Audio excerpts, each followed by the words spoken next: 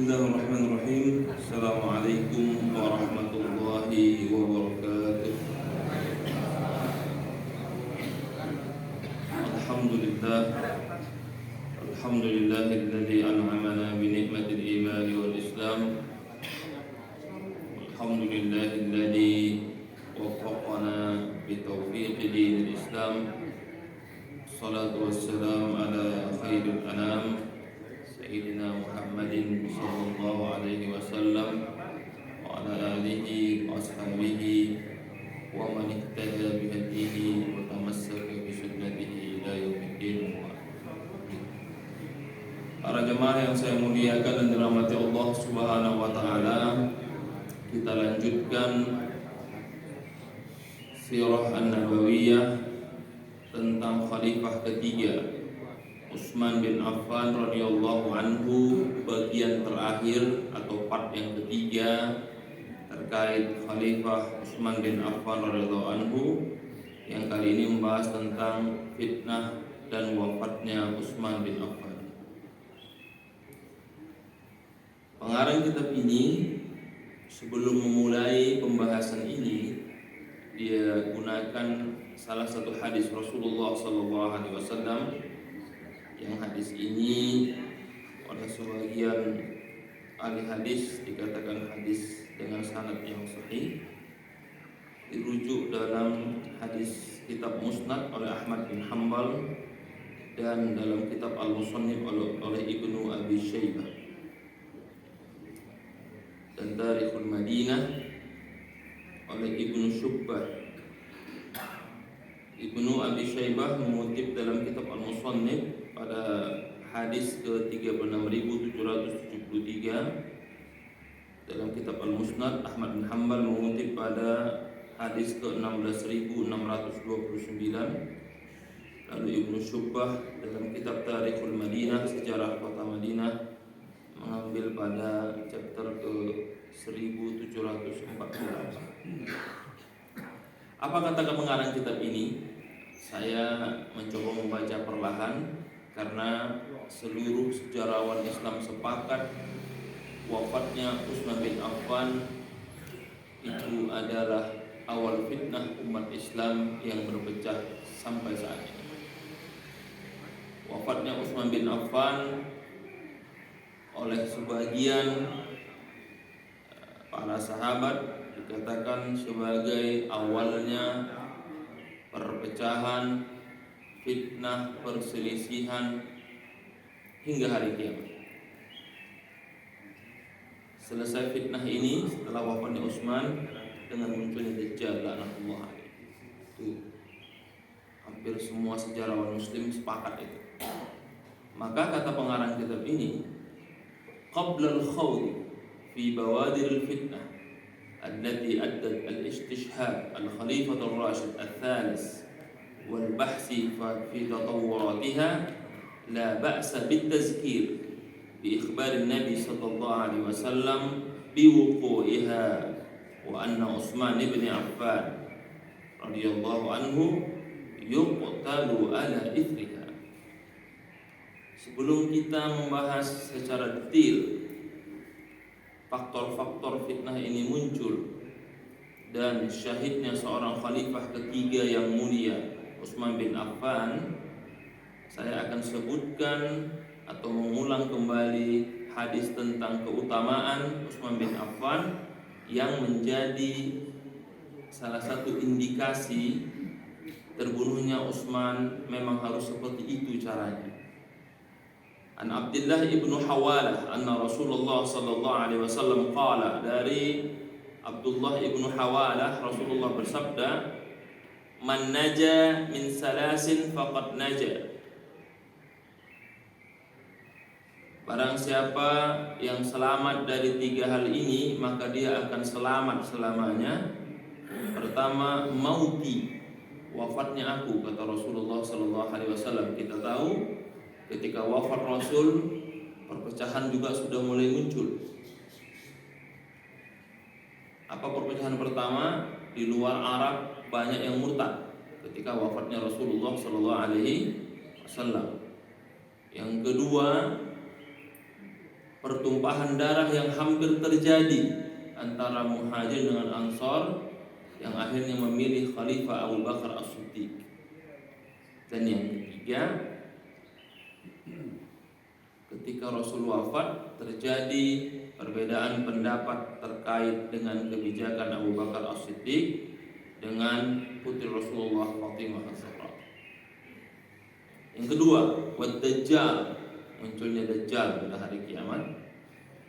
Yang ketiga, wa qatlu khalifatin mustabir bil haqqi yu'tihi, dan terbunuhnya seorang khalifah yang sangat sabar yang haknya dirampas dan diambil, padahal itu hak yang diberikan kepadanya.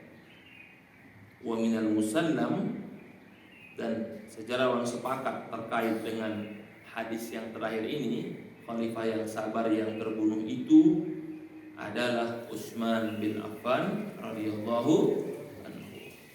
Fal qara'in tadullu ala annahu al-khalifah al-maqsud bi hadzal hadis. Indikasi-indikasi yang mengatakan hadis ini tepatnya adalah Utsman bin Affan radhiyallahu anhu. Kita lihat yang pertama, al-matlabul awwal, bawaridul fitnah. Apa yang menjadi cikal bakal munculnya fitnah ini? Sebagaimana saya sampaikan pada minggu yang lalu, itu berawal dari munculnya seorang Yahudi yang menyatakan dirinya masuk Islam pada tahun 30 Hijriyah yang bernama Abdullah bin Saba. Ya, ada orang Yahudi menyatakan diri masuk Islam dan dia berceramah. Kalau sekarang itu ceramah kesana kemari, mengisi materi, menyampaikan pikiran-pikirannya. Dia ke Irak, dia ke Hijaz, dia ke Mesir, dia ke Syam,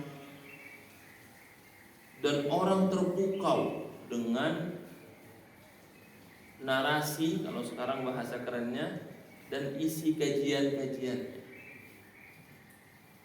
Abdullah bin Saba ini seorang Yahudi yang menyatakan masuk Islam, dan kajian-kajian dibahas oleh Abdullah bin Saba ini menarik didengarkan oleh para orang dimanapun dia berada, sehingga orang tertarik untuk mendengarkan pemikirannya, orang tertarik untuk mendengarkan penjelasannya, dan jawaban-jawaban yang dia berikan itu memberikan daya tarik yang luar biasa terhadap masyarakat Arab pada saat itu. Dan masyarakat Arab ini ketika Islam berkembang, ya tentu tidak semua bertemu Nabi. Tentu Muhajirin Ansor itu generasi pertama yang langsung bertemu dengan Nabi, mendapatkan tarbiyah dari Nabi. Tentu tidak sama dengan orang-orang yang beriman pada Fathu Makkah, orang-orang yang beriman setelah Khalifah Abu Bakar, orang-orang yang beriman setelah Khalifah Umar. Tentu mereka tidak langsung bertemu. Mereka melihat perilaku sahabat dan hadis-hadis yang disampaikan kepada mereka melalui sahabat-sahabat Rasulullah sallallahu alaihi wasallam. Apa yang membuat menarik Abdullah bin Saba ini? Dia memberikan satu statement yang cukup membuat orang berpikir ulang tentang aqidatul raj'ah, mengambil dari teori Majusi. Kalau dalam teori Majusi itu ada namanya reinkarnasi Hindu Buddha. Dia menggunakan teori bahwa bisa saja dengan kuasa Allah Nabi akan diutus kembali. Jadi dia gunakan, ini sekarang kita terjemahkan logika murni. Jadi Rasul itu kan muncul setelah terputusnya kurang lebih 500 tahun setelah wafatnya Isa. Artinya terjadi kekosongan risalah. Jauh baru muncul Nabi Muhammad. Nah, menurut Abdullah bin Saba, bisa saja,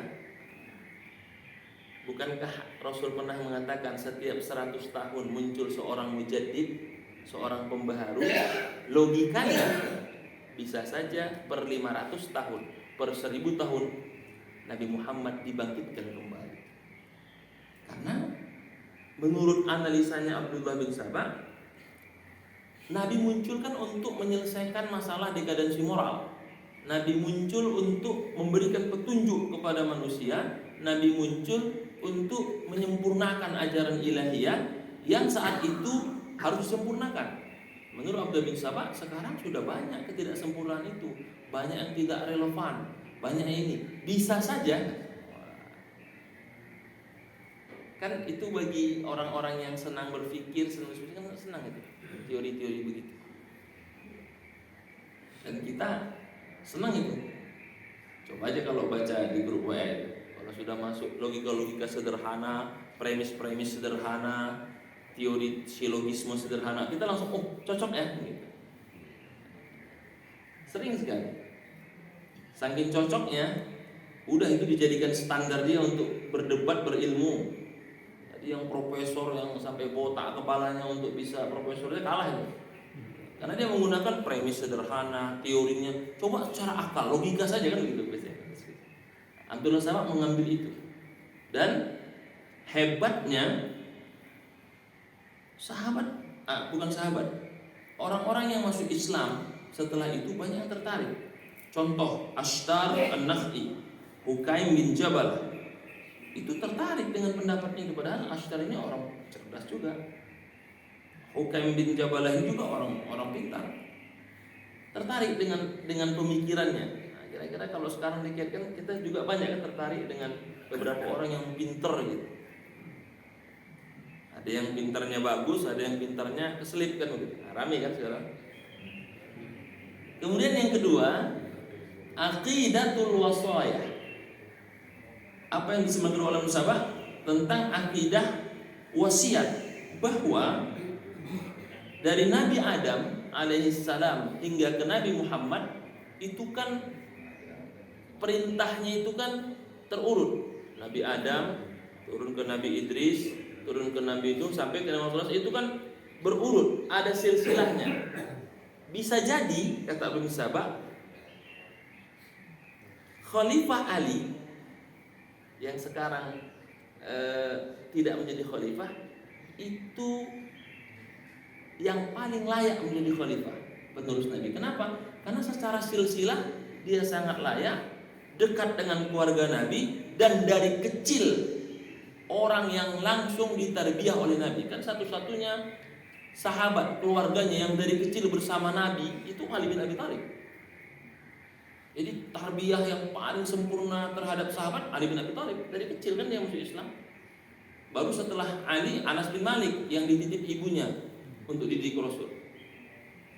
Jadi bisa jadi anna Nabi sallallahu alaihi wasallam awsa bil amri li Ali. Bisa jadi ada wasiat Rasul kepada Ali yang kita tidak tahu.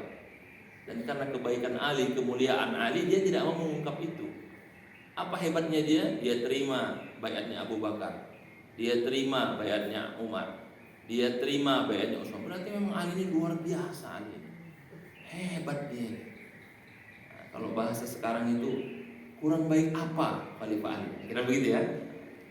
Itu dibawa kisah itu lalu dibandingkan oleh Abdullah bin Sabah. Kita lihat kebijakan Khalifah Utsman. Apa yang maju? Tidak ada. Dia angkat saudaranya, dia angkat koleganya, terjadi kekisruhan. Dia tidak tegas mengambil sikap terhadap saudaranya. Khalifah di Mesir sepupunya, Khalifah di Basrah saudara sesusuan, Khalifah di Syam itu adalah kerabatnya. Berarti memang Ali yang luar biasa. Dia ridho dan rela tidak mengambil khalifah. Memang Ali lah the best. Kira-kira begitu. Orang iya juga ya. Jadi sudah muncul apa? Benih-benih orang mulai jenuh dengan banyak sekali permasalahan yang muncul, Islam yang berkembang, terus terjadi memang perubahan sosial. Kalau pada masa Khalifah Abu Bakar lebih kepada membentuk kekuatan umat Islam agar tidak tercerai-berai, pada Khalifah Umar membentuk stabilitas dan izzah umat Islam menjadi kuat di mata dunia, masa Utsman, masa kejayaan, masa pembangunan, masa ekonomi, masa di mana semua orang menikmati besarnya Islam. Dan tentu kebesaran ini juga menarik orang-orang yang baru masuk Islam, menarik orang-orang yang mungkin motivasinya dunia, bukan untuk dakwah Islam.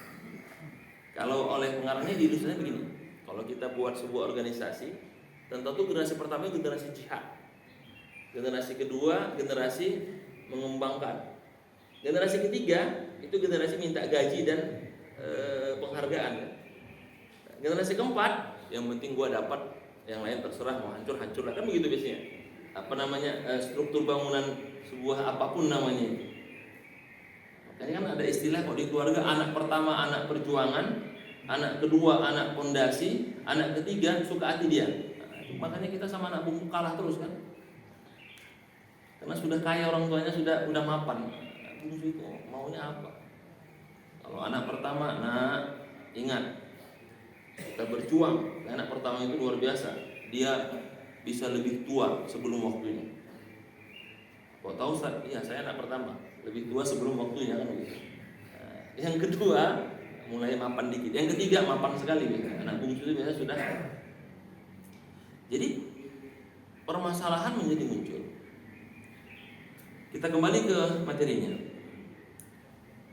Fatabi'ahu ar-ru'a wal munafiqun wat-tami'un alladziina syara'u bit-ta'ni fil umara summa fil khalifati nafsuhu wa a'adda ibnu Saba qa'imah bit-ta'un atau bit-ta'ni fi Utsman radhiyallahu anhu. Karena masyarakat tertarik dengan logika berpikirnya Abdullah bin Saba dan narasi-narasi yang sebar itu, dia mulai memasukkan, lihat nih kebijakan Utsman jadi masalah, lihat ini kebijakan khalifah bermasalah, lihat itu saudaranya yang diangkat wajar, lihat itu kebijakannya lemah, lihat itu. Jadi fakta-fakta itu dikumpulkan, dikompilasi, membuat orang-orang munafik, orang-orang yang tidak suka Islam, orang-orang yang terpinggirkan, orang-orang yang termarginalkan mulai sepakat dan setuju dengan narasi Abdullah bin Saba yang sekarang oleh para analis dikatakan post-truth kan. Jadi sesuatu yang salah kalau disampaikan berulang jadi sebuah kebenaran kan. Wa arsalaha ilal amsar wal buldan, lalu disebar kemana-mana. Dan Khalifah Utsman sudah menyadari ini, maka dikumpulkan sahabat, maka diutuslah beberapa sahabat dari sahabat-sahabat mulia untuk menetralisir gerakan Abdullah bin Saba ini. Yang pertama, beliau mengutus Muhammad bin Maslamah ilal Kufah, mengutus Usamah bin Zaid ilal Basrah, mengutus Ammar bin Yasir ke Mesir, dan Abdullah bin Umar ke Syam. Jadi sudah ada langkah pencegahan itu. Jadi untuk mengimbangi narasinya Abdullah bin Saba ini, ya tadi itu diutuslah orang-orang sahabat besar ini untuk apa? Untuk memberikan antitesa dari tesa-tesa yang disebarkan kepada para umat Islam saat itu.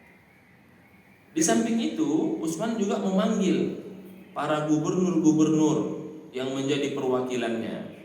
Misalnya dia panggil Abdullah bin Amir yang menggantikan Amr bin As, memanggil Sa'id ibnul As yang menggantikan Abu Musa al-Ash'ari, memanggil Abdullah ibnu Abi Sarrah yang menggantikan Amr bin As di Mesir, kemudian memanggil Muawiyah yang di Syam, meminta pendapat.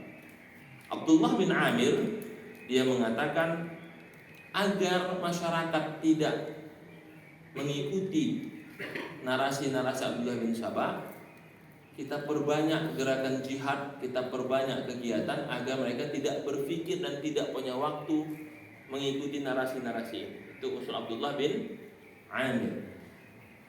Sa'id bin As mengatakan, kita eksekusi dan cari dalangnya dan kita hukum Abdullah bin Saba dan pengikut-pengikutnya. Kata Muawiyah, jangan, kita ajak aja mereka bergabung. Apa yang mereka masalahkan? Ini ajak bergabung. Jadikan mereka gubernur di situ. Biar diam, kira-kira gitu kata Muawiyah. Kata Abdullah ibnu Abi Sarrah, jangan dikasih posisi, dikasih aja mereka hak-hak privilege. Nah, jadi ini apa maunya? Gini, udah dibayar, ada salahnya ini. Jadi diselesaikan, dikasih kesejahteraan. Bisa jadi mereka berisik karena kurang kesejahteraan. Masukan-masukan itu dikumpulkan oleh Utsman bin Affan radhiyallahu anhu, lalu diambil kebijakan. Ada yang dihukum, ada yang dikasih materi, ada yang diangkat jabatannya, ada yang diajak berjihad, diutus perang, mengadakan perluasan Islam, futuhat kemana-mana. Tetapi walakinnahu lam yasta'sil sya'fatuhum. Tapi memang karena sudah kadung tersebar semua, tidak bisa menyelesaikan akar masalahnya, masih berkembang. Bisa mengurangi sedikit, tapi kembali lagi. Itu yang pertama terkait dengan luar biasanya fitnah yang muncul. Yang kedua, apa yang menjadi pemicu besar terkait dengan munculnya fitnah ini? Karena narasi-narasi yang menjelekkan Utsman, kemudian mempertontonkan banyak sekali hal-hal yang tidak sesuai, maka mereka mengirim surat ke beberapa sahabat minta pendapat. Mengirim surat ke Ali, ke Thalhah, ke Zubair, bahkan ke ibunda Siti Aisyah untuk minta tanggapan. Semua jawaban sahabat, jangan percaya dengan kebohongan yang ada. Ingatlah kalian bahwa Utsman itu adalah salah satu yang dijamin Allah masuk surga. Kesaksian Rasul kepadanya luar biasa. Dia menantu Rasul, dan Rasul pernah bersabda, sunnah yang harus diikuti setelah aku wafatlah sunnah para khalifah setelah. Maka jangan percaya, Utsman tetaplah yang terbaik. Itu jawaban-jawaban sahabat sih. Khalifah Ali, Thalhah, Zubair yang nanti akhirnya berbeda kan terhadap sikapnya itu, tidak ada masalah. Tapi lagi-lagi gerakan ini karena sudah sangat menyebar, sudah masif, pokoknya di mata orang di luar Madinah itu Utsman itu adalah otoriter, Utsman itu adalah nepotisme, banyak korupsi, Utsman lemah. Sudah tidak terbendung sehingga mereka bersepakat untuk mengadakan demonstrasi besar ke Madinah, tapi dibungkus dengan semangat mau pergi umroh melaksanakan haji. Kami bukan demo, kami mau umroh plus melaksanakan ibadah haji. Berangkat di awal Dzulqa'dah, sehabis akhir Syawal. Dari mana? Satu dari Basrah, kemudian dari Kufah, dari Mesir, dan beberapa kota-kota kecil lainnya.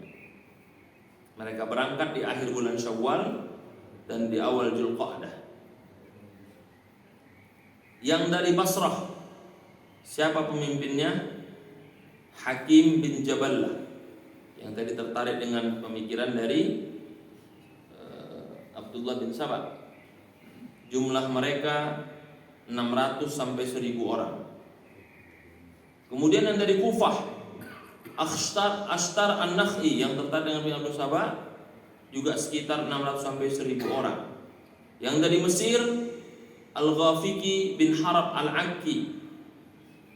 Kemudian dari kota-kota kecil yang gabungan, Dan total menurut sejarawan diceritakan kurang lebih 2.000 orang bergerak ke Madinah, dan 2.000 orang ini sepakat hendak menurunkan Khalifah Utsman secara paksa. Tentu info ini sampai ke sahabat, sampai kepada para sahabat-sahabat mulia. Contoh, sampai ke Ali. Ali langsung mendatangi Abdullah bin Sabah dan pengikutnya. Dia yang mengatakan bahwa wasoyah, bahwa aku mendapatkan wasiat Rasul tidak benar, itu bohong. Tidak ada itu, kata Ali bin Abi Thalib. Tapi orang udah percaya, mau gimana kan? Kemudian datang Zubair bertemu dengan ahli Basrah. Sudah kalian kembali, Khalifah Utsman tidak seperti yang kalian tuduh. Kemudian Talhah bertemu dengan Kufah. Kembalilah, karena tidak mungkin Utsman melakukan itu.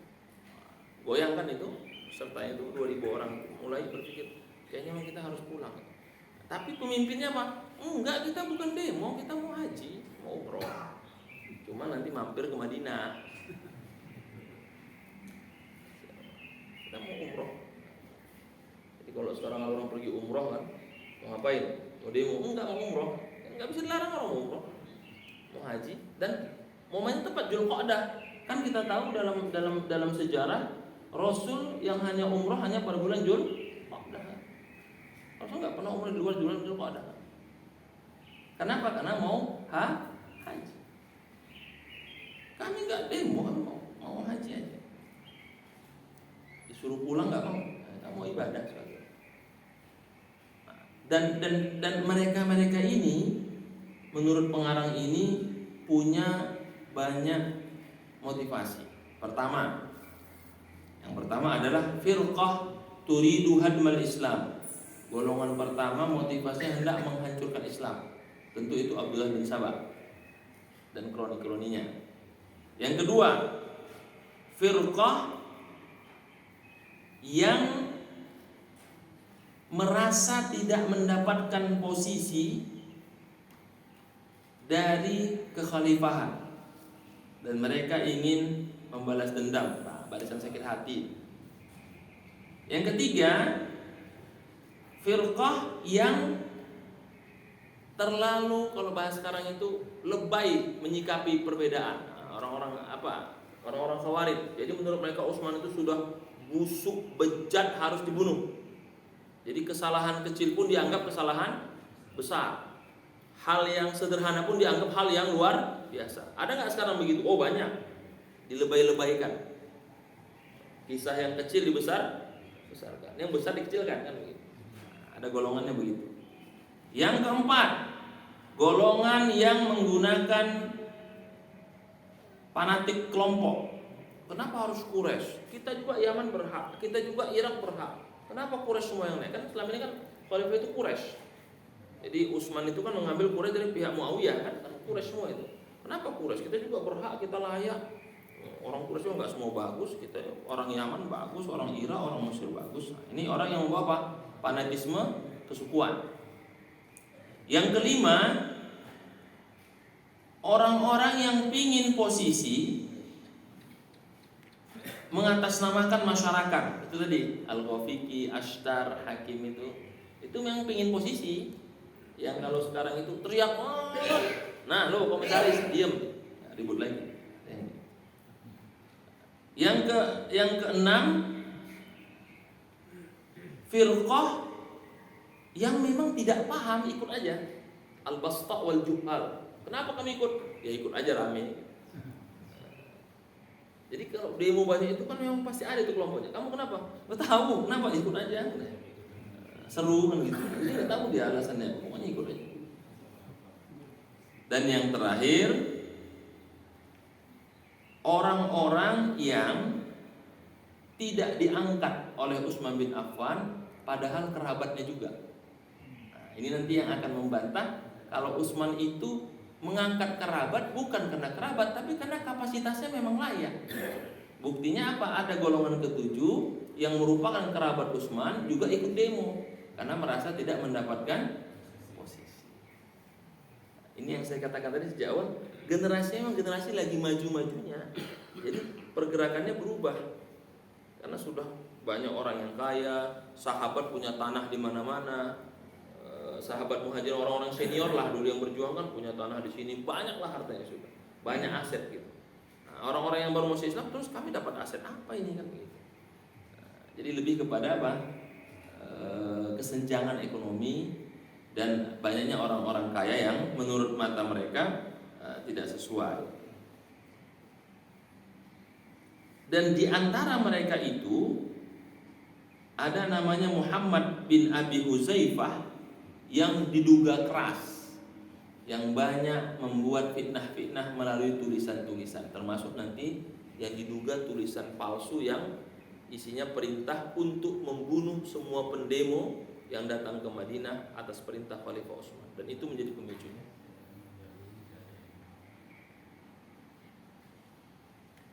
Falamma wasala haula'il Madinah, ketika mereka sampai ke Madinah, Utsman mengutus sahabat-sahabat mulia untuk berdialog dengan golongan ini. Jadi ke Basrah diutus sahabat, Ali tadi ke Kufah, Basrah, Tolha untuk dialog. Kenapa kalian datang, mau ngapain kan begitu ya? Karena kalau kalian sampai menyakiti Utsman, kalian akan menyakiti Rasulullah SAW. Dia itu Dzunurain, menantunya Rasul 2 kali. Dia itu adalah orang soleh yang sudah dijamin masuk surga. Tapi karena demonya sudah, kan mereka ini kan masuk Islamnya sudah jauh ya, nggak ketemu Nabi. Nah, jadi kalau kita sekarang itu kalau datang misalnya, mohon maaf ya, anak-anak muda sekarang yang apa namanya, yang pengurus DKM yang baru misalnya, kan dia nggak tahu pendiri DKM ini, dia nggak tahu dulu orang-orang yang berjuang mendirikan ini dulu dari nggak ada gitu. Nah, maka perlunya apa? Menjelaskan sejarah itu kepada orang sesudah kita, supaya dia tahu akar sejarah itu. Orang-orang ini kan nggak mengenal, jadi dibilangnya Khalifah Utsman itu baik, ini ya percaya, tapi sebenarnya ketika banyak fitnah gimana ya? Jadi kan nggak langsung. Sementara sahabat ini kan yang langsung bersama Nabi dan langsung mendengarkan bahwa Utsman itu orang yang luar biasa. Tapi generasi sebenarnya kan sudah nggak lagi.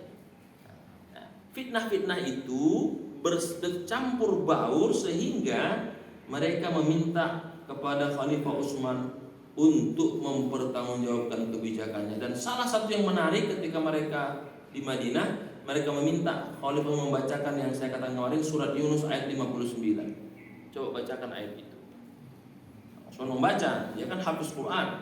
Allah, a'udzubillahi minasyaitonirrajim. Allahu azina lakum am 'alallahi taftarun. Saya buka ayat ini, Yunus ayat 59. Saya buka tafsirnya. Apa maksudnya? Ternyata itu ayat tentang bagaimana Rasul mencela orang-orang Yahudi, mencela orang-orang musyrikin. Jangan pernah kalian membuat peraturan yang bertentangan dengan perintah Allah, dan jangan pernah kalian membuat aturan yang tidak disampaikan oleh Rasulnya. Saya ketika melihat membuka tafsirnya ini, lalu apa hubungan dengan Khalifah Utsman? Ternyata mereka ingin katakan, wahai Khalifah Utsman, kebijakanmu, keputusanmu itu sama dengan bohongnya orang Yahudi dan musyrikin. Luar biasa tuh bukan itu. Sakit sekali itu. Seorang khalifah mulia dikatakan dia seperti orang Yahudi, orang musyrikin yang mengeluarkan pendapat kebohongan dan mendustakan Rasulullah SAW. Jadi kalau kalimat kasarnya, wahai Utsman, apa hak Anda mengeluarkan keputusan? Perintah Allah enggak, Anda bukan nabi, Anda orang biasa. Kasar sekali. Kata Utsman, kalian tidak tahu, bukan itu maksud ayatnya. Itu tentang orang-orang Yahudi musyrik yang dicela oleh Rasulullah SAW. Tidak. Menurut kami, engkau termasuk ke ayat itu. Dan di sini nggak diceritakan ya. dalam kitab lain, tapi yang lain itu versinya semoga itu hanya ini saja ya. Ketika Khalifah Utsman lagi sedang lagi sedang memberikan khutbah, habis khutbah Jumat, itu tongkat yang sering dipakainya untuk khutbah itu kan punya Rasul, itu diambil oleh salah seorang namanya Zahab, namanya di sini ceritakan, tapi tidak di kitab ini ya, di kitab yang lain itu diambil diambil tongkatnya itu, dipatahkan tongkat Rasul itu, lalu dilempar itu ke Utsman itu, berdarah itu. Kata sahabat, kalian menyakiti seorang sahabat Nabi, kan akan dapat Allah Subhanahu wa taala, dapat celaka kalian. Karena udah musuh gitu. Itu luar biasa, berarti kan sudah bencinya itu sudah ke ubun-ubun. Akhirnya saya ketika membaca ini mulai berpikir dengan keadaan kita, apa begini juga keadaan kita ini gitu. Karena kan saya lihat dari WA-nya itu sudah mau siapa itu sudah salah benci udah ke ubun-ubun semua dah. Summa akhazu yu'idduna alaihi nuqqan. Mereka terus mengatakan, wahai Utsman, pilihannya adalah, kata Utsman, kalau begitu kalian maunya apa? Kami hanya mau engkau turun dari khalifah. Kata Utsman, apalagi yang kalian inginkan? Abdullah bin Sarah yang di Mesir, turunkan. Muhammad bin Abu Bakar As-Siddiq yang ini turunkan, semua turunkan. Pokoknya yang dengan saudaramu turunkan semua dan engkau turun dari khalifah ini. Berani dan lancang sekali kepada seorang sahabat Nabi yang mulia. Jawaban Utsman, tidak, aku tidak akan turun, karena Rasul pernah bersabda kepadaku, wahai Utsman, nanti engkau akan diberikan Allah pakaian kebesaran, dan pakaian itu jangan pernah engkau cabut kecuali Allah yang mencabutnya. Itu dipahami oleh Utsman adalah tadi pakaian khalifah tadi. Dia tidak akan turun, karena kalau engkau turuti nanti permintaan orang ini nanti di akhir hayatmu itu akan menjadi fitnah untuk umat sesudahnya. Itu kata Rasulullah sallallahu alaihi wasallam. Nanti kita jawab pada akhir, ada jawabannya. Lalu sahabat diminta menghadap mereka ini, dialog. Apa permintaannya akan dipenuhi, apa yang mereka minta akan dipenuhi. Ya sudah, tapi kalau menurunkan khalifatun tidak, tapi orang-orang akan diganti. Oke, silahkan kalian pulang, nanti akan diproses. Jadi gubernur itu akan diminta, kan begitu ya, akan diganti, tapi khalifah tidak. Di perjalanan pulang, mereka menangkap seorang kurir yang membawa surat, ada stempel khalifah mengatakan semua yang demo ketika sampai di kampung halamannya agar dieksekusi dan dihukum. Balik mereka lagi. Nah, di sini udah nggak terkendali, ditanya, ini siapa yang menulis khalifah? Saya nggak tahu. Berarti engkau khalifah pembohong dan lemah. Astagfirullah. Saya membaca itu, kenapa pembohong? Bagaimana mungkin engkau khalifah tidak tahu siapa yang buat ini? Ini stempel asli. Berarti engkau khalifah yang tidak kompeten. Yang kedua, kalau engkau tahu engkau tidak layak dengan berarti khalifah yang lemah. Bagaimana bisa keluar stempel engkau tidak bisa mengawasi? Jadi memang udah salah aja, pembohong atau lemah. Panggil sekretarisnya, Marwan bin Hakam. Panggil. Siapa khalifah ini? Saya nggak pernah buat, kata Marwan. Demi Allah juga. Jadi muncul surat resmi berstempel khalifah. Khalifah Utsman tidak, Marwan juga tidak sebagai sekretarisnya. Akhirnya siapa? Enggak ada jawaban. Emosi mereka dikepung itu. Datang sahabat, wahai Khalifah Utsman, perintahkan kami untuk mengusir mereka. Mereka 2000, oke, kita ada 700 orang di Madinah ini, kita akan usir. Itu datang, Khalifah Ali datang, diperintahkan begitu ya. Kata Ali, Hasan, Husain, kamu jaga di pintu masuknya Utsman. Jaga semua. Tapi apa kata Utsman? Jangan, nanti terjadi pertumpahan darah. Nanti kalau 700 ini katakanlah berhasil mengusir 2000 orang, banyak yang wafat, berapa banyak sahabat yang akan meninggal? Sementara itu kan sahabat-sahabat besar, tokoh-tokoh utama semua itu. Jadi jangan. Kalau bisa dialog. Kalaupun memang harus aku yang mati, kata Utsman, nggak apa-apa, daripada banyak sahabat yang mati. Dulu sudah pernah banyak sahabat yang meninggal, maka ku buat kebijakan membuat mushaf Quran, kan begitu. Maka jangan banyak lagi sahabat, apalagi sama saudara saling meninggal. Kalaupun memang harus aku yang mati, nggak apa-apa, aku aja yang mati, kata Utsman bin. Lalu Utsman menyampaikan nasihatnya, wasiat. Habis khutbah Jumat, dia naik ke mimbar, lagi dia ngomong, Jahjah Al-Ghifari yang merupakan ahlul fitnah tadi, salah satu yang demo, naik ke atas, diambil tongkat yang biasa untuk khutbah itu, ada tongkat Nabi itu, dia patahkan dengan lututnya, dia patahkan, dia lempar itu. Turun engkau khalifah pembohong, enggak usah banyak bicara. Seberani itu. Langsung khalifah berdarah ininya, langsung dibawa masuk. Karena kan Masjid Nabawi dekat dengan khalifah, itu masuk.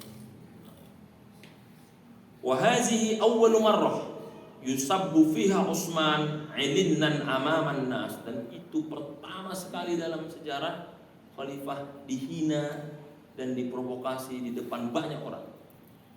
Kalimatnya apa? Ya Na'thal inzil min ala hadal minbar. Na'sal itu kalimatun tutlaq ala dhabi kathifus sya'ar. Jadi kan Utsman itu kan banyak jenggotnya ya. Ya. Banyak jenggotnya, banyak bulu-bulunya, karena dia berjenggot begitu. Wahai orang jenggot yang buruk, turun sana. Jadi terhina sekali. Mengalir darah, masuk Utsman ke dalam. Setelah dia sehat, setelah berapa hari dia keluar, kan dia dikepung oleh masa itu selama 40 hari.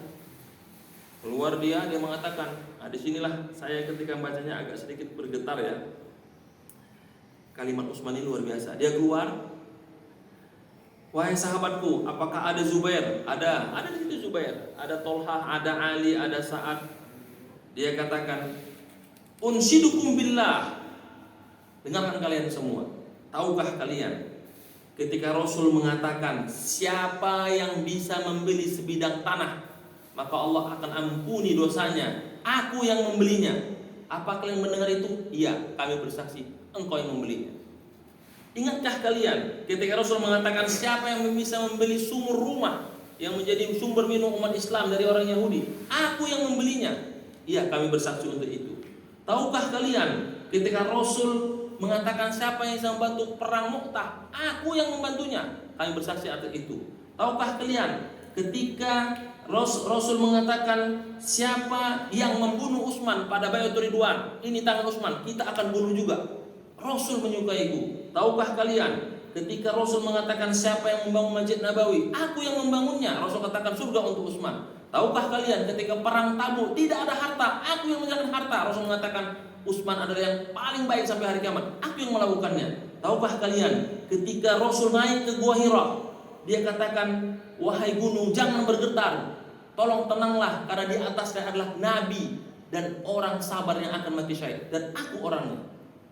Sahabat terdiam semua. Tidakkah kalian terpikir untuk itu, kata Utsman.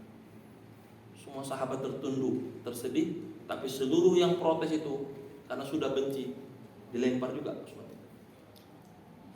Artinya dia ingin ingatkan, aku ini sahabat Nabi yang Nabi sudah jamin, Nabi kalian, karena sudah kebencian tadi. Banyak ngomong, dilempar. Sampai akhirnya kami hanya mau Utsman turun dari khalifah, dan aku tidak akan turun. Kami hanya mau itu, nggak mau yang lain. Engkau turun dari khalifah, dipaksa tuh. Dilarang masuk makan. Ali bawa minuman, ditolak. Ali diancam kalau bawa minum lagi akan dibunuh. Romlah bintu Sufyan bawa lagi makanan, ditolak. Sampai pada puncaknya, karena dia tidak mau turun, akhirnya karena sudah selama 40 hari tidak ada keputusan, mereka masuk ke dalam rumah itu dan langsunglah Utsman dibunuh. Dan Utsman wafat dalam menggenggam Al-Quran, karena dia sedang membaca Al-Quran, dan wafatlah sebagai syahid. 40 hari tidak ada keputusan, merangsek masuk, udah sahabat nggak bisa bergerak. Dalam versi yang lain, ketika dibaca itu Hasan dan Husain itu dalam buku lainnya di sini itu dimarahi oleh Ali, ditempeleng itu Hasan Husain. Dan ngapain nggak bisa jaga Utsman sampai terbunuh? Kami nggak bisa bergerak karena banyak orang. Karena Allah mengatakan, wahai sahabat yang menjagaku, jangan ada yang melawan.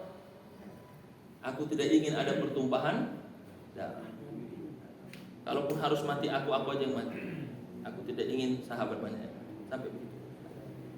Lalu beliau wafat dan dia mengatakan, aku pernah mendengar Rasul bersabda dan sekarang suara itu seperti berbisik ke telingaku, wahai Abu Hurairah, takunu ba'di fitnah wa ahdas. Setelah aku wafat akan banyak fitnah besar dan kejadian-kejadian yang luar biasa.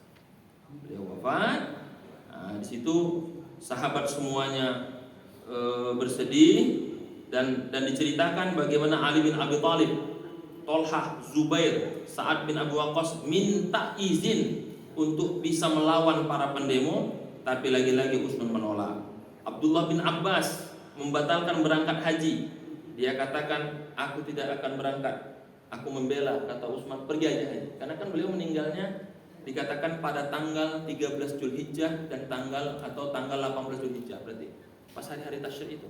Memang sahabat kan pada di Mekah semua itu, nggak ada di Madinah. Katanya udah pergi aja haji, aman insya Allah, terkendali, karena saya hanya ingin ingin kedamaian.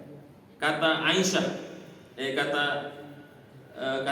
mengatakan, tahukah kalian ini sahabat mulia? Tahukah kalian ini orang mulia? Kalian tega menghina, mencaci makinya, bahkan membunuhnya. Kalian akan dilaknat. Nah, itu kata para sahabat itu kepada para pendemo. Nah, tapi ya tadi itu karena sudah nggak mendengar, ya gimana kalau sudah rusuh begitu? Nah, itulah nanti yang menjadi gambaran susah menentukan siapa yang menjadi penyebabnya itu, karena 2000 orang kan, dan nggak ada CCTV kan saat itu, jadi nggak ketahuan. Nah, lalu kita masuk kepada tuduhan-tuduhan kepada Khalifah Utsman. Yang pertama, bahwa dia memilih gubernur karena saudaranya dan karena kerabatnya. Dibantah. Berkata Ibnu Taimiyah, Khalifah Utsman ketika memilih mereka itu bukan karena saudara, tapi karena kompetensinya. Dan orang-orang ini sebelumnya banyak digunakan oleh Rasulullah Sallallahu Alaihi Wasallam dan khalifah sebelumnya. Jadi kalau mereka berkuasa naik karena memang layak. Buktinya Muhammad ibnu Abu Huzaifah yang ikut demo adalah saudara dekatnya Utsman bin Affan yang tidak dia angkat. Nah, itu buktinya bahwa Utsman bukan karena kedekatan, tapi karena kompetensi. Kemudian yang kedua, tuduhannya tentang Abu Dzar Al-Ghifari yang dikeluarkan dari kota. Jadi Abu Dzar Al-Ghifari di Damaskus sama di Madinah itu melihat sahabat itu banyak yang bermewahan. Dia katakan harta itu milik Allah, yang ada pada kita hanya melekat di badan saja. Terjadi perdebatan. Jadi banyak orang yang tidak terima karena menurut Abu Dzar Al-Ghifari dia kan tokoh sufi itu, yang udah nggak penting dunia, harta itu yang kita makan sisanya itu serahkan kepada umat Islam. Nah, sahabat berbeda, dia mengatakan oh tidak. Muawiyah nggak terima. Akhirnya Abu Dzar dipanggil, lalu kata Utsman bin Affan, sebaiknya supaya tidak jadi pertengkaran, bagaimana kalau engkau saya utus ke daerah yang jauh, yang memang tepat untukmu di sana, karena kalau di sini akan jadi keributan, karena terjadi perbedaan prinsip antara memahami harta menurut Abu Dzar dengan para sahabat-sahabat ini, yang menurut posisi gubernur, yang posisinya dengan harta yang berlimpah, menurut Abu Dzar Ghifari itu adalah harta yang akan dibakar oleh api neraka. Dia menggunakan surah At-Taubah ayat 34, orang-orang yang menimbun emas dan perak dan tidak menginfakkannya di jalan Allah, maka berikan mereka berita kabar akan diazab oleh api neraka. Menurut Abu Dzar Al-Ghifari, orang yang menyimpan harta selain yang dia makan itu adalah akan diazab. Oh kan ramai itu semua orang. Jadi terjadi perbedaan hingga Abu Dzar dipisahkan, dan oleh sebagian pendemo Abu Dzar disingkirkan oleh Utsman bin Affan, dan itu dijawab karena perbedaan prinsip. Karena menurut Abu Dzar Al-Ghifari, yang menimbun harta itu adalah orang yang punya harta selain yang dia gunakan, berarti dia penimbun harta dan masuk neraka. Nah, pendapat ini kan membuat ramai orang itu. Akhirnya dipisah supaya tidak terjadi keributan di antara para sahabat. Kemudian yang ketiga, Utsman tidak menegakkan hukum kisos. Jadi diceritakan ketika Umar bin Khattab wafat, itu anaknya Ubaidillah itu merasa harus balas dendam kepada keluarganya Abu Lu'lu'ah. Maka dibunuhlah anaknya, dibunuhlah saudara Abu Lu'lu'ah sebagai balas dendam atas kematian Umar bin Khattab. Kata Ali, Utsman harus menegakkan kisos, harus dibunuh juga Ubaidillah. Karena Abu Lu'lu'ah kan sudah bunuh diri kan, sudah selesai. Nah, tapi Utsman memaafkan Ubaidillah ibnu Umar dan tidak dikisos. Aku akan bayar diat kepada keluarganya Abu Lu'lu'ah. Itu oleh sebagian orang dianggap apa itu? Utsman bin Affan tidak menjalankan perintah kisos dan berpihak kepada yang salah. Dia sudah melanggar hudud. Padahal menurut Utsman terjadinya itu bukan harus dikisos tapi dibayar diat saja. Dan Utsman membayar dengan uangnya sendiri, tidak dari uang khalifah. Itu juga tuduhan sehingga dianggap dia berbeda dengan para sahabat. Tapi akhirnya setelah dijelaskan titik soalnya, sahabat terima, bahkan Khalifah Ali juga setuju dan sepakat Umar tidak dikisos tapi diganti dengan uangnya. Kemudian yang keempat, dalam hal ibadah, Utsman memberikan kebijakan yang membuat orang menjadi fitnah. Apa? Dia menciptakan azan 2 kali. Kan azan 2 kali kan Jumatan itu. Utsman alasannya kan karena banyak orang, itu dijadikan fitnah. Rasul azan sekali. Nanti Utsman ini buat ini, kan ada hadisnya bahwa Khulafaur Rasyidin berhak membuat sunnah setelah Rasulullah SAW. Yang kedua, dia sholat 4 rakaat di Mina, padahal perintahnya disuruh sholat 2 rakaat di Mina terkait dengan ibadah haji. Tapi dijelaskan di sini oleh Imam Nawawi, pengambilan 4 rakaat itu adalah karena pada saat itu pengganti dari sholat sebelumnya, sehingga tidak menggunakan maksud berbeda dengan Rasulullah SAW. Jadi tuduhan-tuduhan itu dengan 4 tadi sudah dijawab bahwa tidak ada sama sekali niat Khalifah Utsman untuk berbuat itu, tapi semata-mata karena pertimbangan dan minta masukan dari para sahabat. Tapi karena tuduhan itu semakin besar, orang-orang yang tidak suka semakin banyak, akhirnya menjadi pemicu dan orang sudah tidak lagi mendengarkan argumentasi. Yang penting harus turun dan terjadilah kejadian itu. Demikian yang bisa saya sampaikan. Yang bertanya boleh, kalau ada yang mau konfirmasi saya persilahkan. Assalamualaikum warahmatullahi wabarakatuh. Waalaikumsalam. Silakan. Cukup Pak ya? Baik. Poin penutup ya. Yang sama-sama perlu kita garis bawahi, yang pertama terkait dengan Khalifah Utsman ini, mari sama-sama kita harus bijak dalam menerima segala informasi. Jadi kita harus belajar dari Khalifah Utsman ini, jangan gampang terprovokasi. Kita tingkatkan literasi, tingkatkan konfirmasi, capek sedikit nggak apa-apa. Yang penting kita bisa mencari sumber kebenarannya agar kita tidak ikut-ikutan mengiyakan kesalahan dan mendiamkan kebenaran. Itu yang pertama. Yang kedua, perlunya kita meyakini orang yang sudah banyak menyaksikan kebenarannya. Dan kalaupun nanti kita ragu, maka mintalah istikharah kepada Allah Subhanahu wa taala. Yang jelas kita sudah menggunakan hadis Rasul, alaika bis-sawadil aqsa. Kalian harus ikut kepada pendapat mayoritas para pemimpin, para ulama yang representatif. Dan negara kita sudah punya majelis ulama ini sebagai otoritatif representasi umat Islam. Dan yang ketiga, kita harus memastikan bahwa kebenaran itu akan diambil dari manapun, yang penting bisa dibuktikan. Jadi jangan menilai kebenaran berdasarkan siapa yang menyampaikan, tapi nilailah orang itu berdasarkan apa yang dia sampaikan. Jadi kebenaran itu tidak bisa dijustifikasi karena orangnya, tapi kebenaran itu hanya bisa diotorisasi karena kualitas itu yang disampaikan. Jadi kita harus betul-betul teliti, jangan sampai terprovokasi. Dan kisah ini memberikan kita banyak sekali catatan agar sangat berhati-hati. Kalau tidak penting komentar ya tidak perlu komentar. Kalau kita tahu kita boleh bertanya, sehingga kita terhindar banyak fitnah.